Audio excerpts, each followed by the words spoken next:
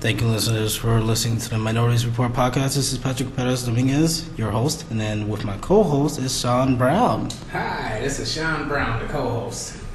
Awesome. So, I know it's been a while. This is going to be the last episode of Minorities Report because, unfortunately, I put out an episode before a previous one, and the previous one actually got deleted accidentally, so I do apologize for listeners. I also want to apologize for how long this took. I mean, life happens. Thanksgiving happened. Went over to Virginia. Hung out with my sister, ate some good chitlins. So if you guys don't know about chitlins, look that up. It's an acquired taste.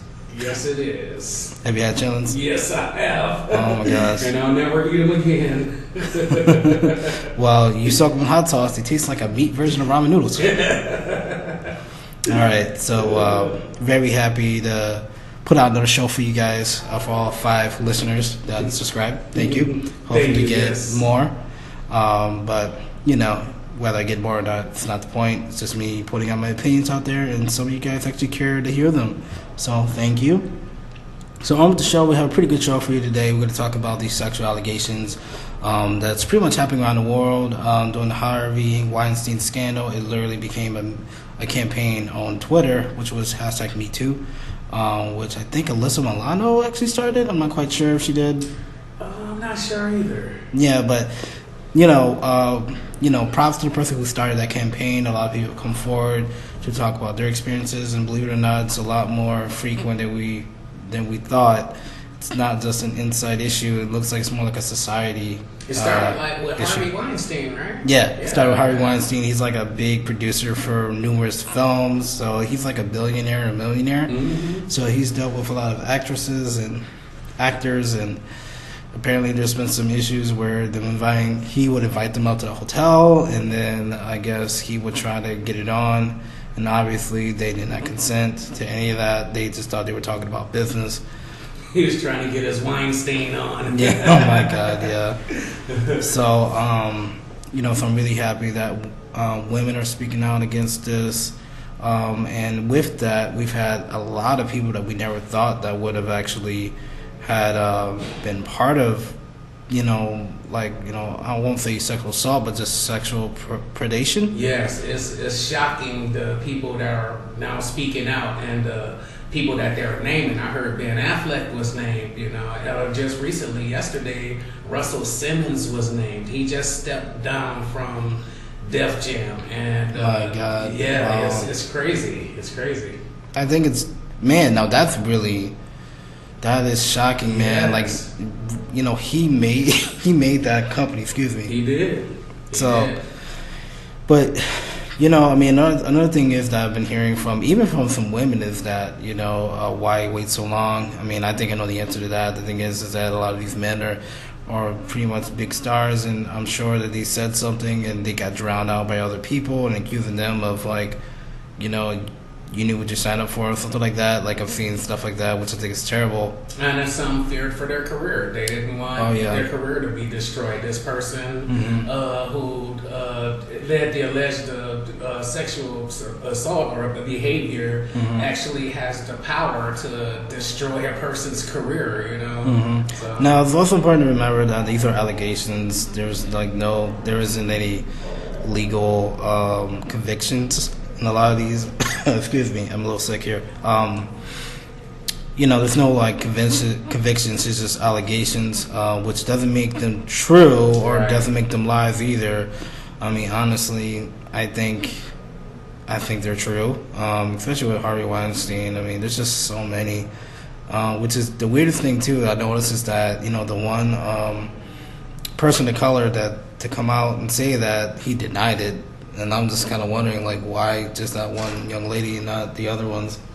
Yeah, it's amazing that that they didn't. But from what I hear, to work in Weinstein's camp was to work under a tyrant.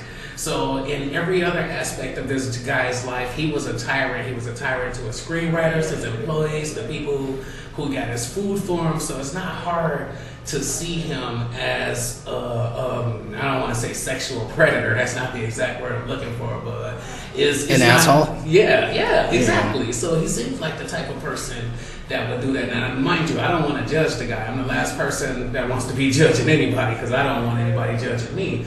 But it's easy to believe that the allegations are true just because, like you said, the guy was such an asshole, and that's. Everyone who's worked with him said that, you know, they said he would go off on people and fire them, then rehire them and apologize to them the next day. Like, so it's kind of, it makes it easier to believe, I guess. Yeah, I mean, I just hope that the victims in those, you know, allegations, I hope they get some kind of closure. I mean, I think some of them actually got paid. I'm not quite sure of that. I think really? That's true. Yeah, I think some of them actually got paid to just, you know, keep their mouth shut. Wow. Hush so, money. Yeah, I mean, I call it shut the fuck up money. But, you know. So, I mean, it's really unfortunate. And then a lot of these, and then it's pretty much becoming like a snowball effect where, you know, then now I think his brother has been accused of it. And then a lot of numerous actors says, hey, you saw it and you didn't do anything about it. Then those actors are getting accused of it. So, I mean, I think that it might... more, like Kevin Spacey, he's one. Like Kevin Spacey. And then, you know what he does to diffuse? He tries to diffuse by saying, hey, I'm gay. It's like... Well, no, the accusation came from an 18-year-old boy. No, but he was 14 at the time, I think. The kid was, I want to say the kid was 17.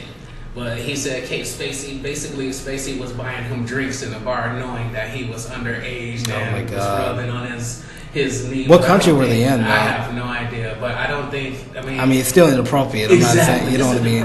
But is it something to bring out 20 years later to talk about a person who just rubbed your knee? Well, like, I mean... Nothing else happened, you know? Yeah, I mean, I don't know. I mean, that's another thing, too, is that we also have to look at what's sexual predation versus, like, I think, what was it, Gerardo Rivera says, you know, courtship. Like, you know what I mean? Like, when you get flirty, you know what I mean? Sometimes your hands might touch places where, you know, they probably shouldn't. Yeah. You know what I mean? Especially if you're drinking and you got, like, you know, you're at a bar or you're at a place where you're comfortable. But, I don't know, for me, like, dating has always been where, like, I get to know the person first, you know, before I even think about crossing that line. You know what I mean? So... I've never gone to a bar to try to pick up a chick. I've always just kind of, you know, I'm a relationship guy. Right. So I've never gone out and, you know, had a one-night stand. Like, I've always pretty much talked to every woman I've ever met. And, you know, when, you know, they would always consent, you know, before I even tried any of that stuff. Of course. You know, I try to be a caballero about it. You know what I mean? But at the same time, I think for a lot of men, they're confused of, like, what is considered consensual. Like, should they ask every time they hug their, you know, their friend? Where's the line? Yeah. You know what I mean? But, I mean, I don't know. And also, like, in my culture, like, we're all super, like, we're just super friendly. Like, you know, I give a hug to my friends, my brother. I actually kiss my brother on the cheek sometimes. We don't see him for a long time. Which some people say, oh, that's you know, but it's like it's my brother or whatever. Right. Actually, my twin brother, we actually shared the sack together. So, both sacks. You guys figure that one out. Yeah.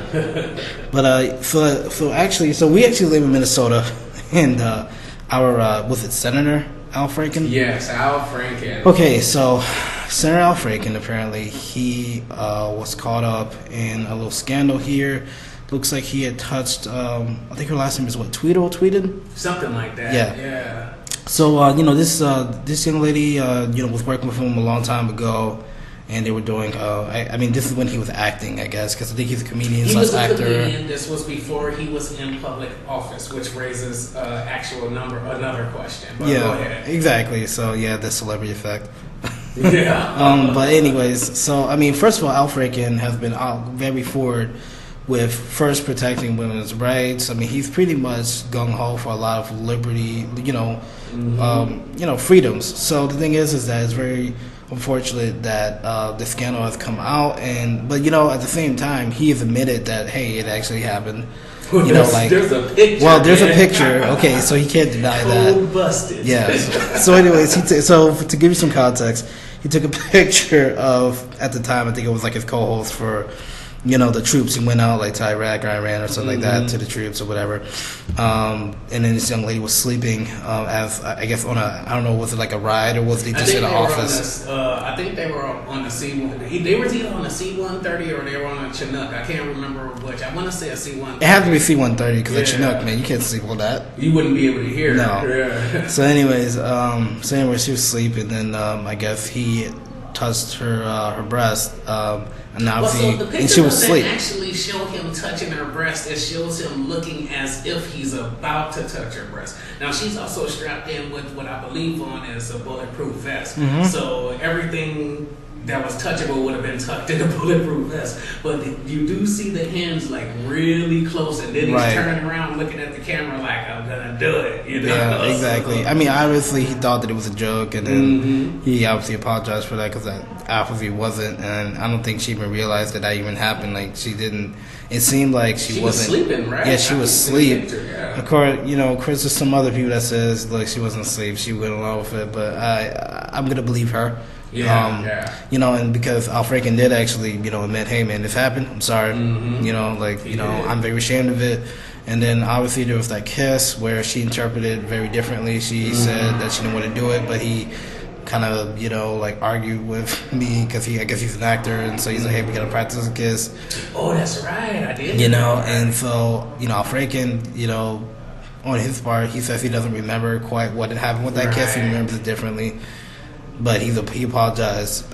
She also say that during pictures or photo ops they would take that he would put his hand on her butt while they were taking the pictures. Yeah. So he's out. But here's the thing. This is what I want to know. Would this have been as serious if Al Franken was just Al Franken the comedian versus Al Franken the senator? Because obviously this picture was taken back when it was Al Franken the comedian. Right. So, and of course nobody ever had a problem with it. The woman herself never said anything about it. And then it just seemed like the Harvey Weinstein thing just snowballed everything for everyone feeling like they were being sexually harassed in some kind of way. So allegations are just popping up out of everywhere. So it's interesting. I mean, I think another thing too, though, is that we're like more aware of what's, I guess, sexual harassment, or whatever. I mean, I kind of think back to a couple of times where I was a child, and I wonder, then I think back, I wonder about that teacher. You know what I mean? But I mean, that's kind of another story. We're not talking about that. But the thing is, though, is that we're more aware. I think it's definitely a good thing that we men know about the difference between consent and not consent. Oh yeah, no means no. That's exactly as basic as you can keep it, because the line changes. Because I'm gonna tell you, and I'm dating myself here, but back when I was going to high school, I don't want to say it was customary, but it was we all played games like this. Like the particular girl walking through changing classes, going to your other class, if you smacked her on the butt, this was considered a game. The women used to grab our private parts too in between classes and stuff like that. Now, that happens. Parents can be sued over that happening in school these days. I remember kids' parents getting sued because a boy touched a girl's butt on the school bus. I think he smacked her on her butt or lifted her dress up or something like that. Something that was normal for us when we were going to school. I remember when I first heard about it, I'm like, really? You're suing the parents because kids are being kids? But the more I grow, the more I know that no, it's not just lifting up a skirt. It's in some form. You're embarrassing that person. Exactly. You're also showing some kind of trying to do some kind of power game or something like that. No, I totally understand that. There was one time in school where this I have kind of puffy nips or whatever you would call it, but so then the thing is that back then when I didn't have muscle, they would just poke out of my shirt, and so I think a lot of boys actually had that. Growing up, I think that's actually a natural maturity thing. What is it? When your nipples kind of poke out. Oh, okay, yeah. You know what I mean? Because you don't have any muscle; it's just all fat. Yeah. So it's like they poke out like their boobs or something, like for men. So, anyways, I remember like one young lady, like I used to like hide them, you know, by putting like an extra shirt on. Mm-hmm. Then like I'm coming out of gym, and the coach says, "Look, it's really hot out here. Like you can't be wearing like 2-3 shirts. You gotta, you're good."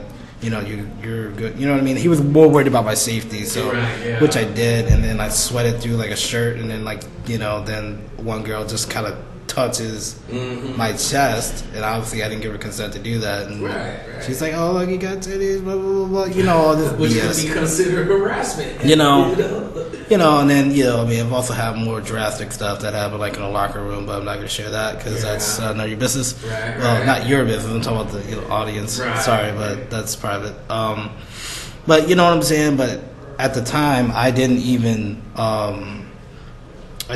like realize that was harassment. I just thought that this girl played too much. You know what I mean? Yeah. But I mean, the thing is that I'm looking forward to fatherhood. No, I'm not pregnant yet, but my wife and I are talking about it. And I want to know, what do I tell my son or my daughter? Hey, what's appropriate? I felt like I never had. Now I have 2 daughters. They're both grown daughters. You know that with the audience. Now 24 and 18. So both girls. I have no sons. So imagine me raising those guys, man. The life was kind of hard because the girls are something else. But I mostly taught them how to avoid sexual predators. I never taught them how not to be a sexual predator. I guess thinking gender-wise, I never thought that I would have to tell my daughter, hey, do not harass men. You know what I mean? But I definitely told them to watch out and the signs for men harassing women and stuff like that. But as a man, even if a woman that I do not know comes up and hugs me, it's hard to not consider that you think the person is interested in you. That's how it is to me. If you don't know me and you hug me, to me that's like, this guy may be interested in me, or I can be interested in this guy. So I kind of look at it like that because it's a show of affection, in my opinion, a hug. Because that's something you reserve for people that you care about, for your family members, for your friends, or for your girlfriend. So when a complete stranger that you first meet come up to you and hug you, the only other thing I can think of is, oh my God, this person's either really friendly or they're interested in me, Well, it depends if it's like the church hug, is Oh yeah, the church hug. I don't do that. You gotta rock side to side when you do those hugs, though. Oh really? All right, yeah. That's the church hug. Well, yeah. I mean, but another thing too is that we also got to realize too that, and I noticed that this is being swept on the rug. Have you noticed that there are a lot more female teachers getting indicted for statutory rape charges because they're sleeping with their students? Yes. Some as young as 12, I think. It was like 12, 13 or whatever. And I noticed that the public opinion has kind of been wishy-washy because it's like, like me, I feel they need to go to jail just as much as a male teacher because I feel like it's not right. It's, what I mean? You are a teacher. You're a position of authority. Yes. Which I think is similar to like Weinstein and all these other people, where like they're in a position of authority and then they're abusing their power. See, the thing is though, is how do we know that the students didn't like it? It doesn't matter. Have you seen those girls though? All the girls that's been accused are like smoking hot almost. Okay, but my thing is that the whole point of statutory rape is it's not if they want it or not. It's the fact that they're too young to give consent. You're absolutely right. To give consent, yes. And it's some you can't consent until 18. Mm-hmm. Now the thing with that is that then there are some cases where there are 18-year-old men or women that are dating someone in a high school that they met. They're like freshmen or even sophomores, like 15 or 14, and then they're going to jail because they have relations with their classmate. Hey, I guess I don't know. I call him my cousin-in-law or something. It's my wife's cousin.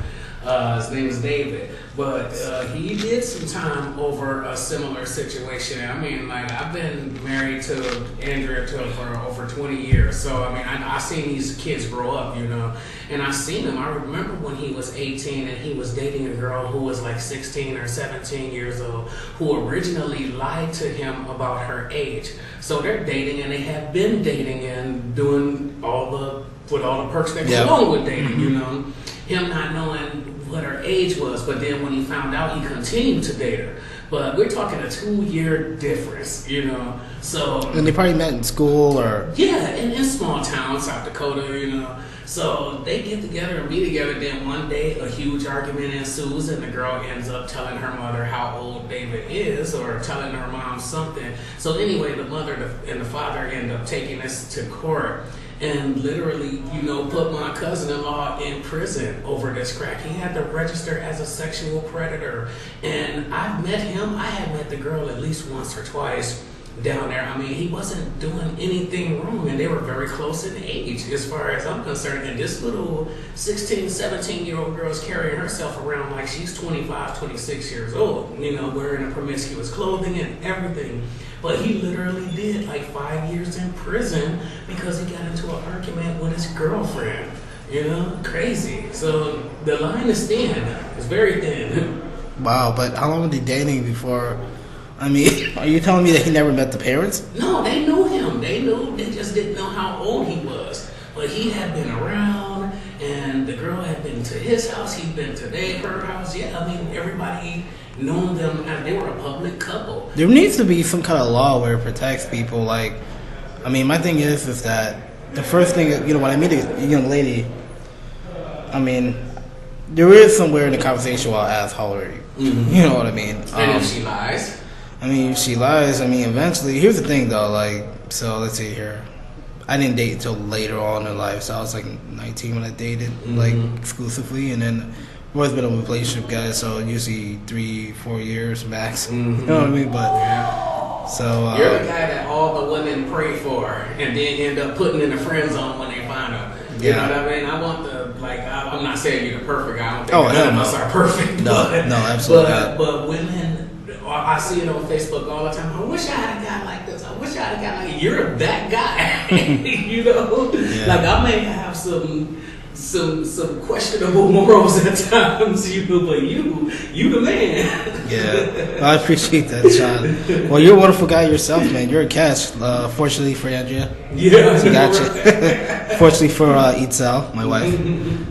We're also lucky men. You know, we have wonderful women. Very lucky. So, Man, what were we talking about here? So the point I was getting to before I got sidetracked was when you were talking about not being able to be of age to consent, because the girl even testified in court on his behalf, telling the judge that she lied about her age and that he did not know how old she was, and they didn't listen to her. Like, her testimony did nothing for him. Like, they literally sent this poor kid to jail for like 5 years, and they had to register as a sexual predator.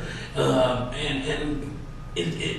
way it was done to him was just so wrong. It was just one of those gray area type things, you know. I mean, he shouldn't have got any time for that. I mean, maybe probation. Hey, stay away from the girl and make sure you know a girl's age before you date them. But 5 years in prison, and then here's the kicker: he gets out, he tries to start his life all over again.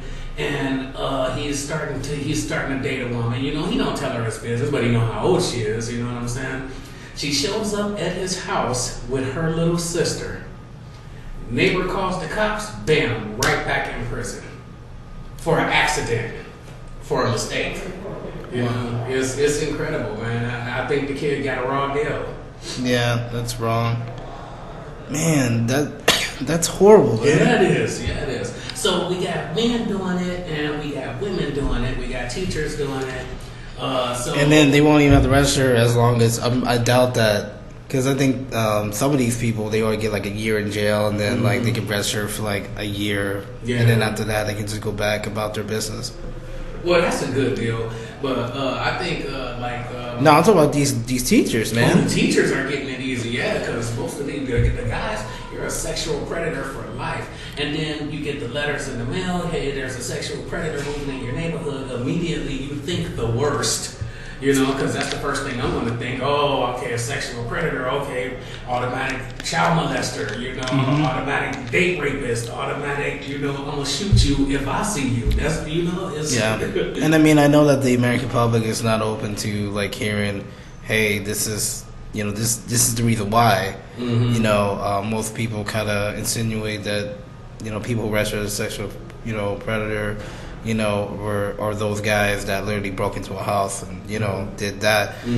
I mean, I don't know. Just like it's like a gray area for some people. I know that for the majority, though, I mean, they're bad people. You know what I mean? Yeah. But you do get those gray ones, and like I mean, people will say that the teachers that get caught sleeping with their students, oh, they're not bad people. But I'm sorry, like if my son sleep, his teacher slept with him. He's 15 years old. No, that person's going to jail because he wrecked my son's life. I don't care what nobody says.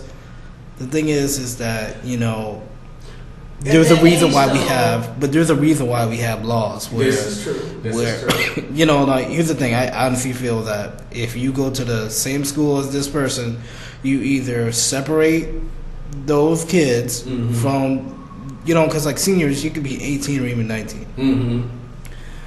Maybe either have it where it's just seniors and juniors, and then sophomore and freshmen, they can go to school with the little kindergartners or whatever. You know what I mean? But well, it's funny that now that you mentioned that, because most seniors wouldn't be caught dead with a freshman. You know what I mean? I wouldn't. Yeah. When I was in high school, like there was some like freshman girls that try to talk to like a group of us, whatever, and I'm like, no, you're young. I'm not going to jail because I'm, in Jersey. Yeah. So in Jersey, this is 3-year law. So it's like, 14. Like you gotta be, if you're 17, you're good. But once you turn 18, you can't. Right. You know what I mean? I think in some states, even if you get permission from the parents, it's still like, against statutory the law. Rape, yeah. So I mean. That's crazy. Yeah, I don't know. I mean, honestly, I'm so glad I'm out of high school and I'm married. Yeah, It would actually be a tough time to. I mean, we had pranks. We did all kind of stuff in high school back, when I was going, and that you could probably get convicted for now.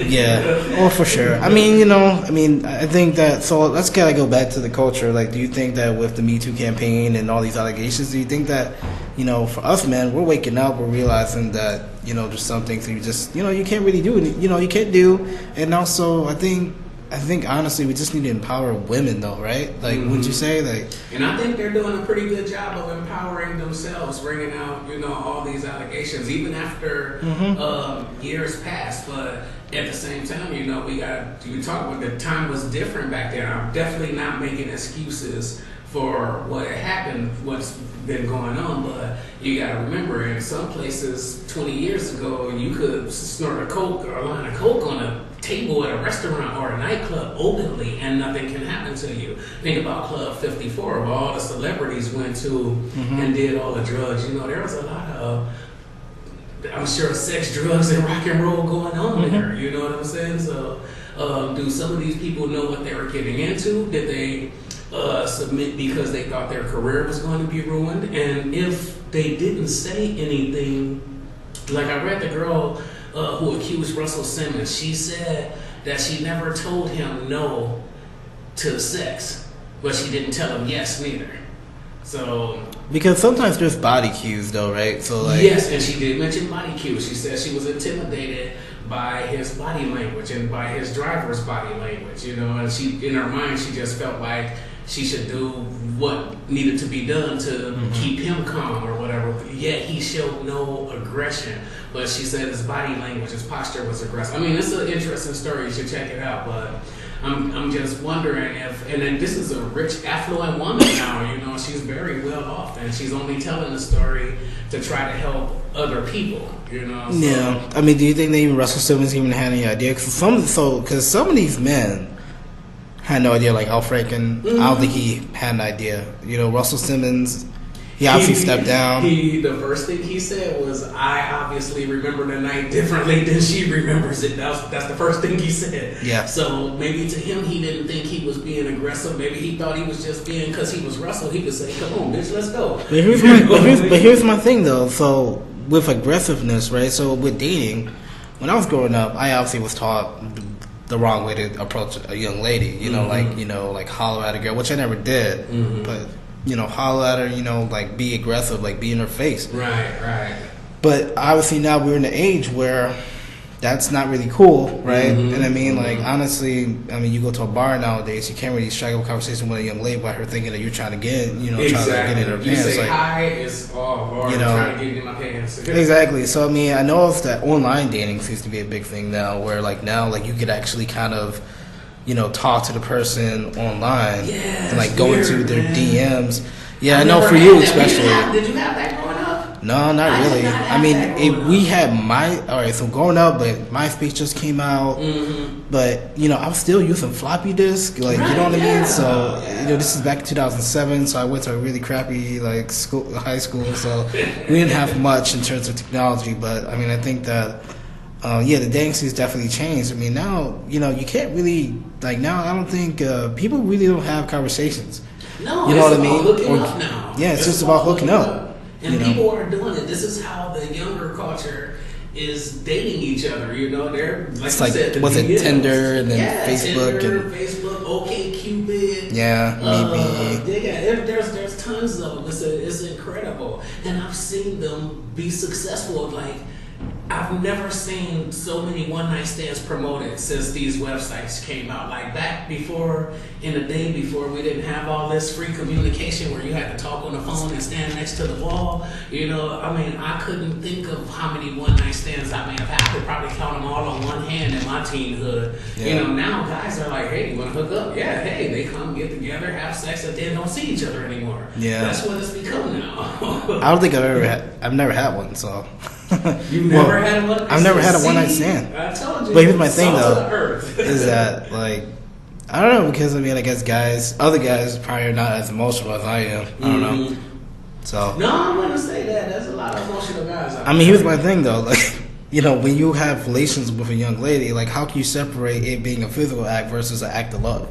Yeah, that's a good point. You know what I mean? Like I don't get that. Like, or is it that they settle for that one night of love and then just keep it going? Like that's it, like a drug. Yeah. Like, hey, my roommate says, at this point, I don't need a relationship. I just need to get some from time to time.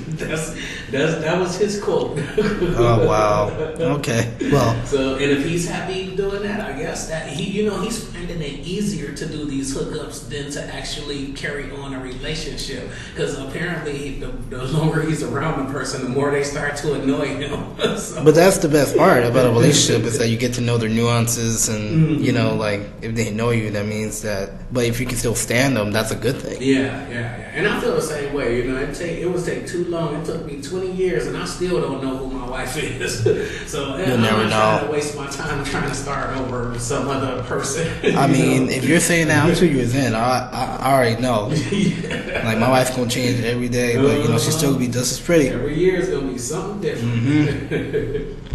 But so let's just do like a final like wrap this one discussion up. Well, no, we're not talking about Trump. Yeah, we're gonna talk about Trump. I'm just saying let's wrap up this one discussion here. So I'll say this. So the Me Too campaign, I'm really I'm just very happy that this is happening. I'm very glad that a lot of this is getting pushed out so that way not only that these guys get what's coming to them, but also we as men understand the culture that we've actually perpetuated. You know what I mean? Where women are afraid to say no, or women you know what I mean? So I'm hoping that if anything that we can learn from this is to obviously listen to women, right? Yeah. Listen to women and literally keep your hands to yourself. There's a yes and a no. You know what I mean? That's it. She say no, and don't go. Confusing, guys. I know the women can be confusing because I've seen it happen. I've seen women be hot and heavy with men and hugging on them and kissing on them 1 minute, and then when it's time to go home, it's like no. No means no. That's where the line is. That's where everything stops. Keep your belt on. Keep your belt on. All right. All right, what we got next? All right, next we got another day of Trump Shenanigans. All right, so Michael Flynn pleads guilty to lying to the FBI. And now he's cooperating with the Russian inquiry. Yes. So First, Michael Flynn to Michael Trump is what?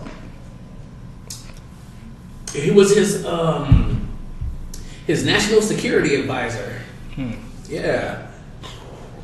And just pled guilty today to lying to the FBI about a conversation with a Russian ambassador last December. Wow. So last December, yeah, that's when that was like what, a month after the elections, right? Mm-hmm.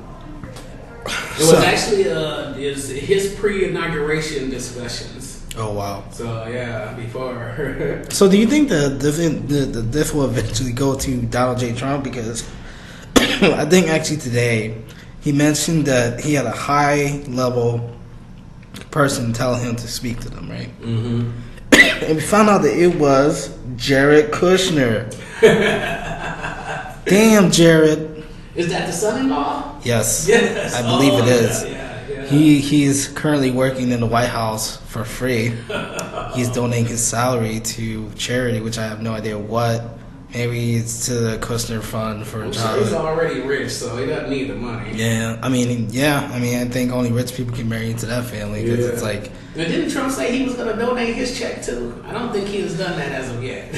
I don't know. I mean, honestly, like he's probably paying off his bankruptcy stuff or whatever. But I mean, can you believe it though? I mean, so. This is a big blunder because so let me tell you something for the listeners. You know, colluding with Russia is a big deal because Russia doesn't have any positive interest in America. So the fact that they messed with the elections, at least that's what they allegedly had done. I think there's some evidence about that. It's a big deal because then that means that they can manipulate the candidates that win. And then they can also possibly manipulate other things, such as our economy. Mm-hmm. So the big thing about Michael Flynn lying to the FBI is obviously because he lied. You know what I mean? He definitely lied. Meaning that he had something to hide. And no, I did not mean to rhyme that. But lied, something to hide. Exactly. So so he pled guilty, and part of his plea deal is that he has to work with the FBI and everybody else in local law enforcement or whatever on this issue. I did not know he has to work with them. So whatever any questions they have, he has to answer. And one of the first questions he asked was, "Who told you to do this?" And he said, "Jared Kushner, who is also the husband of Ivanka Trump. Ivanka Trump is the daughter of Donald J. Trump." So, the close advisor. And I'm sorry. I mean, if your son-in-law told, personnel that I'm assuming, did he hire him? No, I don't think he did. No. But anyways, the thing is that, I mean, there's definitely a connection there.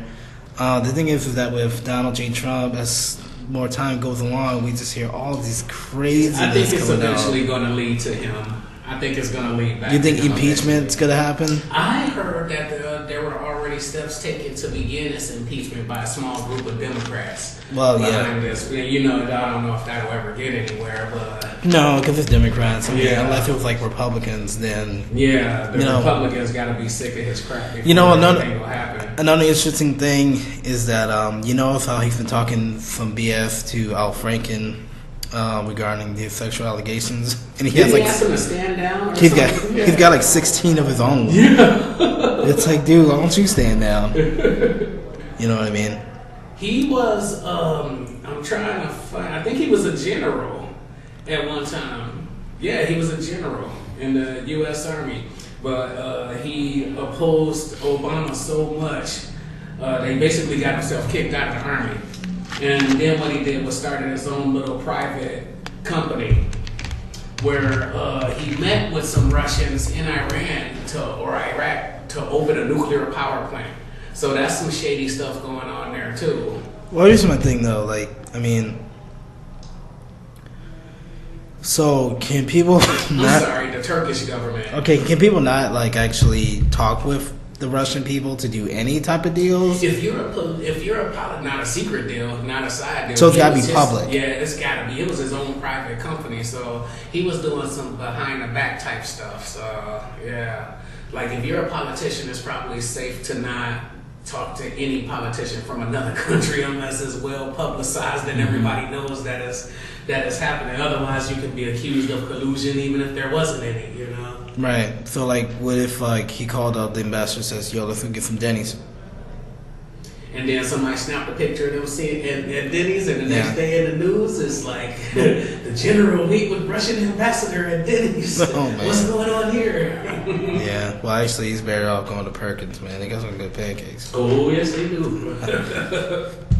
Oh, man. You know, so another thing, though, about this whole thing is that this is going to lead to more doors opening. Oh, totally. So it says Michael Flynn was paid to represent Turkey's interests during the Donald Trump campaign. Oh, wow. So that's kind of serious. That's kind of serious. And they've already gotten somebody else to plead guilty to, I forget who it was, but yeah. So here's my thing, though. So let's say Donald Trump is, you know, connected to this in any way, which obviously he is, because his son-in-law is, and he gets impeached. We still got Pence to deal with, right? Or are you saying that? But then again, that's his running mate, so how could he not know? Right. So then he gets axed. They both go together. Then it's Paul Ryan, and I'm assuming Paul Ryan would do the right thing and say, "Hey, the right candidate should have won. Hillary Clinton, come on back." No, I think he's pretty much a jerk too. You think so? Yeah. He'll be no better. The next 3 or 4 people in line wouldn't be any better than Donald Trump, I don't think. Yeah, especially with Pence. To hurry up and be over with, so he can never ever be allowed to be a president ever again. I just want him to be over. I keep trying to sit back and say, because you know I'm an old military guy, so to me, you're supposed to stick with your commander in chief. It's about rank and file. You got to follow the chain of command, you know. But when I was in the Army, most of the people I knew, commanders, captains, you know, even I heard a 2-star general once made negative comments about Obama. You know, and this is supposed to be your commander in chief. So these were the guys who were supposed to lead by example. Mm-hmm. So they basically taught me that I don't have to respect the president. But before time, I respected every single president all the way up to Donald J. Trump, because the people before me and ahead of me has shown me that it is okay to disrespect the president. I keep trying to sit back and see, you know, I'm trying to give the guy a chance. I'm going to see if he's going to do something, you know, smart and good for the American people today. And then I wake up one morning and find out that he took the ban off of ivory. So now people can go kill elephants and take their ivory just for the heck of it now. I'm like, that's a stupid thing to do. Mm-hmm. Yeah. So yeah, I just want him to get his term over with, get out of there, so we don't have to worry about that. But then you never know, we might get another tyrant after that, you know. Mm-hmm. So exactly. I don't know, I'm just ranting at this point. No, it's totally fine. I mean, that's why we're talking about Trump shenanigans. Yeah, Trump shenanigans. So I guess let's see what other shenanigans this guy's been doing lately. I mean, there's so many to name off the top, but actually, let's go back to these allegations. So he apparently said to Access Hollywood that, you know, I don't know if that tape's authentic. You know, the one he says, like, grab him by the pussy, right? Yeah. So, he said it. So I'm like, nah, man, that's you on the tape. Yeah, you know what I mean? That's you. So, I mean, you can't, no, like, nobody says that. Mm-hmm. You know what I mean? So, for like, listeners. That's a t-shirt now. For listeners, it was during Trump's campaign where pretty much it was kind of like a hidden tape. Billy Bush actually had told Access Hollywood, hey, this tape exists. And apparently someone uncovered it and decided to play it during the campaign, and pretty much it just had Donald J. Trump and Billy Bush talking about women.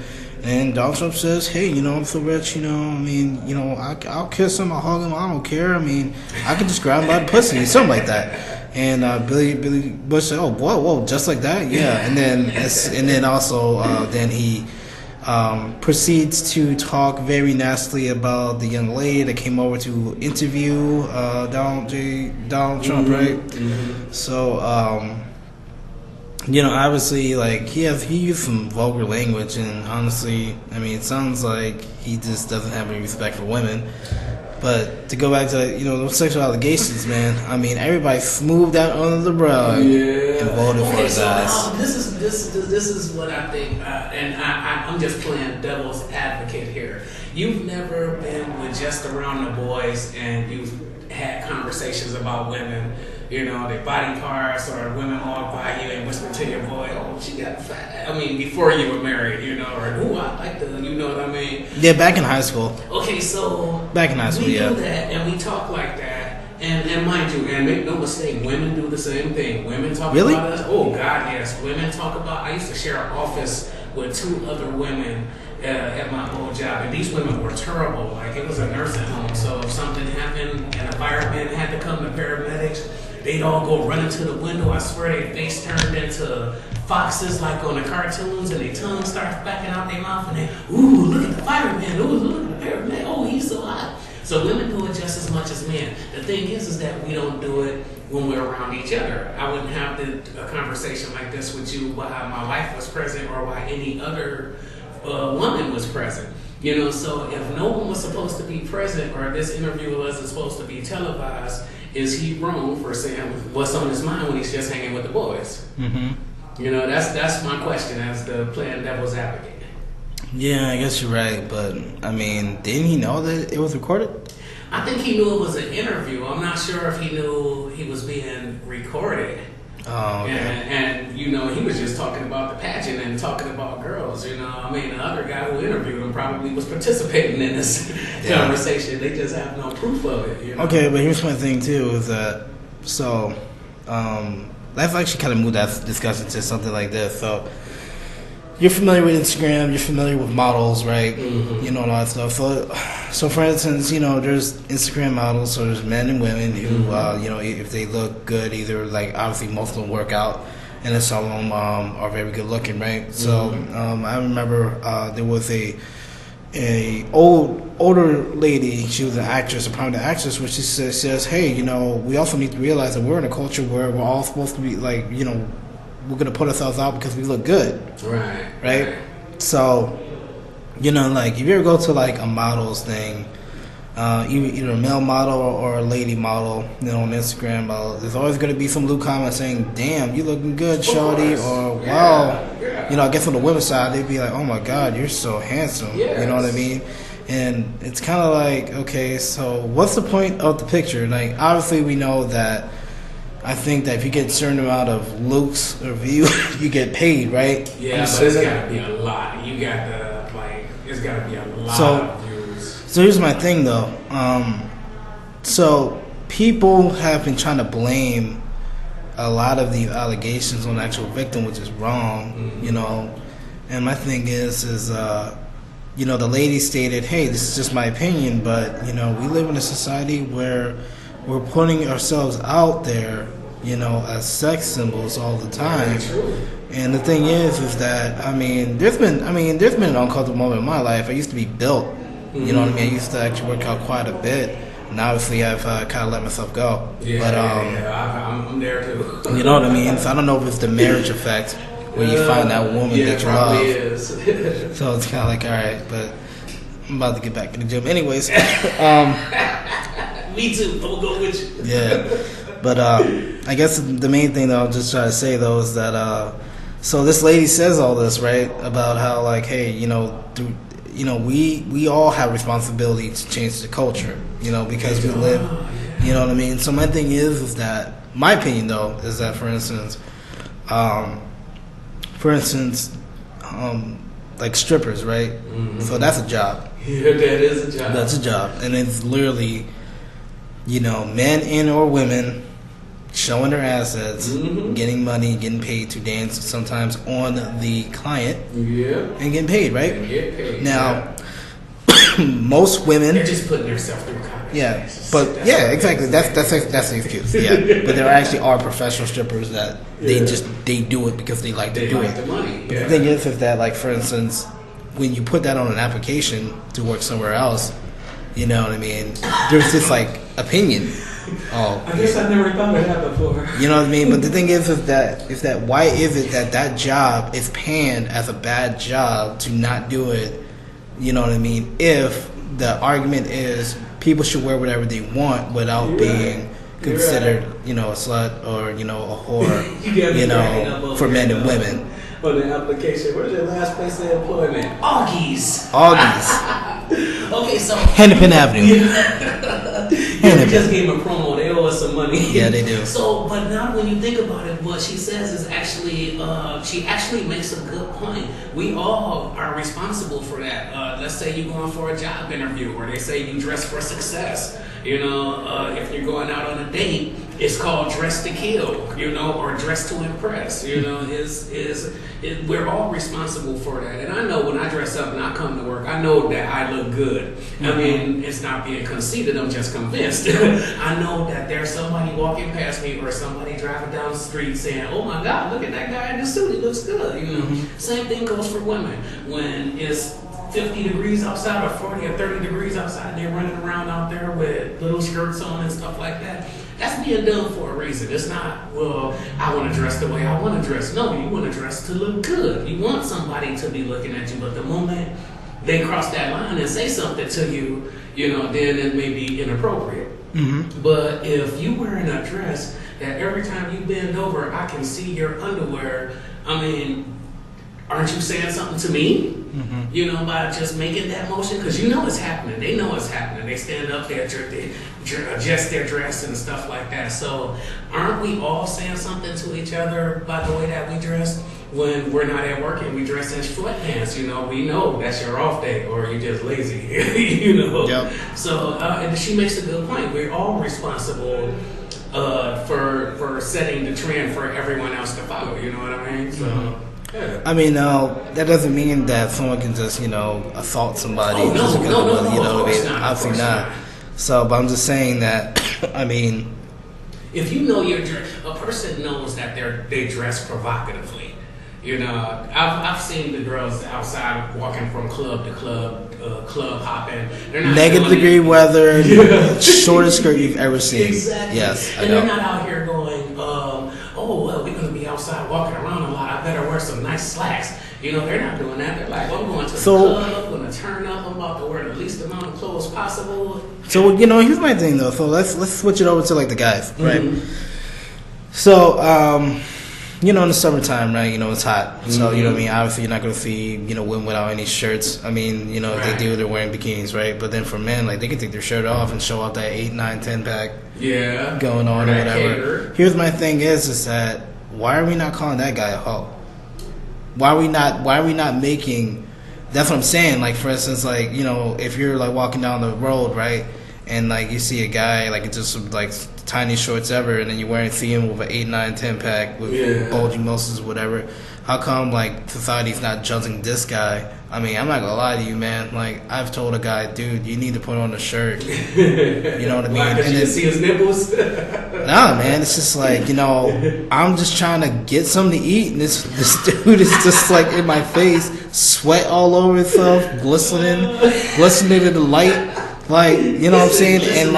And I'm not as built up as him, man. I feel a little emasculated. You know what I'm saying? But you know what I'm saying? Like, I don't know. I just feel like there is a double standard, though. There is. There absolutely is a double standard because, bottom line, men have been ruling the world since the beginning of time, basically. You know, and that's the sad part. And women have come a long way. At one time, a woman's job was to be barefoot and pregnant in the household. They weren't allowed to work. They weren't allowed to vote. So, you know, they've broken through some barriers over the year. And I just look at this as another big barrier that they're breaking through. I think a lot of these, especially celebrities and politicians, are going to think twice before they feel like womanizing a woman or hiring an escort service woman or a prostitute or just picking up women or grabbing them by the pussy. I think people are going to think twice about that from this whole trend. It's been going on since what, like last year?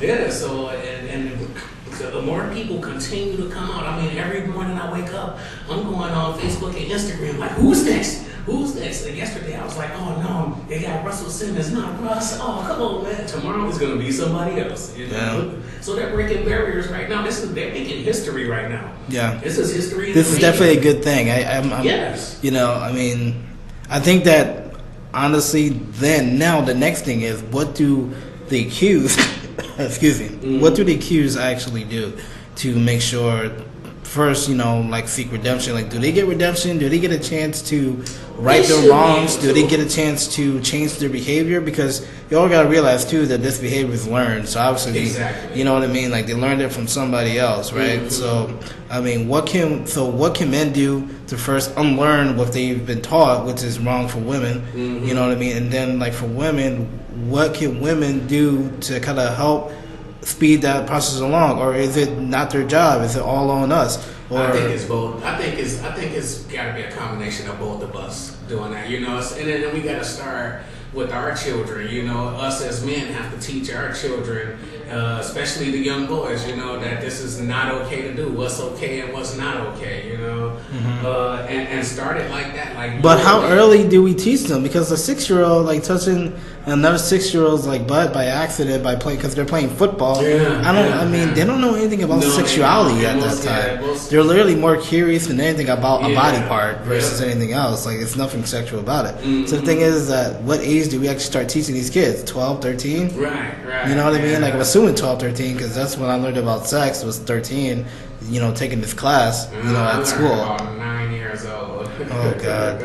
I learned at a very, very, very early age. Yeah, my dad told me he learned it at 11. Can't believe he actually told me that, but I was just like, oh God, I know why you're such a whore now. And my mother, we were lucky because my mother raised 3 boys by herself, and she actually taught us. My mother taught me how to treat a woman, So I don't think I was ever a womanizer. There was a time in my teens where I was in a rap group, and there was just the same thing with the comedian. There was women literally throwing themselves at you. We'd open up a show for a famous rap artist, and then afterwards backstage, there's people who want to see you, who want to meet you, but they just want to meet you, right? It doesn't mean they want to get in, get those grits. Okay, case in point. We opened up a concert for this group called UTFO. Now, this is a long time ago. I know nobody out there knows who UTFO is anymore, but we opened up a concert for those guys. At the end of their concert, these guys said they were staying at the Hilton Hotel on the 7th floor, and do not come to my room to ask for nothing unless you knocking boots. So there was literally a line of people bleeding from the lobby all the way up to the hotel room to get in there and get knocked off, because that's all they were doing was just knocking them off. By the tens. I seen women coming and going all night long just to get an autograph. But they were all in there having relations. They were all in there. So they all had sex with this group. Had sex with each group to get an autograph. Yeah, each group had different hotel rooms. So there was isn't that prostitution? That's what I thought, So, but what if these girls come back 20 years later and then say, "Hey, Bow-Legged Lou raped me in Springfield, Illinois, back in 1980." You know what I'm saying? People could come back and say that, but I watched these girls voluntarily line up to go to their room, and they was whatever they was doing in there, but they already mentioned it at the end of their show on stage. Do not come to my hotel room unless you plan on knocking boots. And there was just a line of women. But and gay men. But what if maybe they thought knocking boots mean literally knock a boot? No. I knocked his boot. This is what they did. As they said that, all 3 of them had black garbage bags. And they flipped them up and whoosh, and made them into little balloons and put them over that area as if they were using them for condoms. Basically saying, I got big D, they need a hefty bag to cover it. And if you come into my room, this is what you go to expect. And so they knew. Who was the rap group? They were called UTFO. It was Bow-Legged Lou. Oh God, Bow-Legged Lou. UTFO. Yeah, it's the same guys who played in those Kid and Play movies. Those guys? Yeah. Oh, okay. The guys who chased Kid and Play, the bullies, the big guys. Yeah, it was them. I want to say they were UTFO. I wonder if they ever had girlfriends. Baby. I don't think they did. No, probably not. Well, it wasn't televised, so maybe the girlfriends wouldn't know, but I don't know. But it was it's interesting. It was interesting to see something like that happen. But one of those girls can say, come back 20 years later and say, hey, Bow-Legged Lou, he raped me. You know? Well, I'm pretty sure that we all know that there are men and women that will just throw themselves at anything these days. So. Oh well, the point I was trying to make too, the rap group I was with, which was First Colony, by the way, and we were pretty little big back in our town. We and there was a bunch of us, and we always kicked knowledge.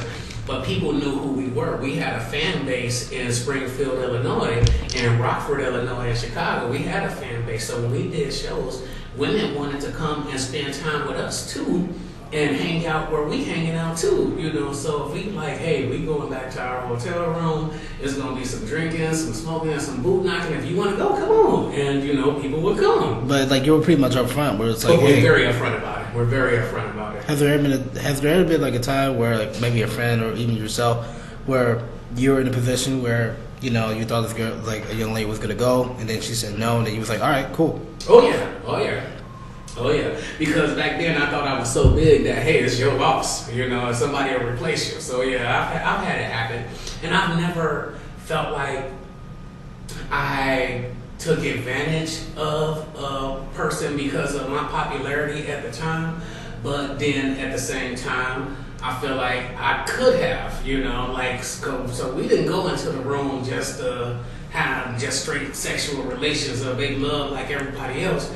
You put on a show for me, you know. It's like, it was some, like there's some stuff happening, you know what I mean? Yeah. So people might look at it like, you know, that wasn't the sexual experience I was planning on, you know, but I don't know, it was weird. It wasn't like I was just smack in the face, you know, nothing like that, but it just, there had to be a show, you know. I was undressed slowly, you know.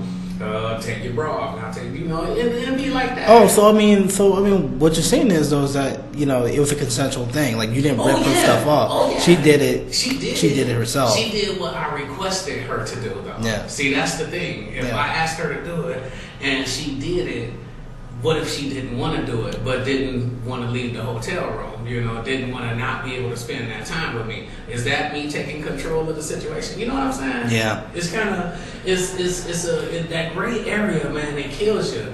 And luckily, I'm not rich enough for anybody to be coming back on me telling me that I did some stuff 20 years ago. Mm-hmm. Because honestly, I could tell you I wouldn't remember. I'd be like, shit, she might be right. I don't know.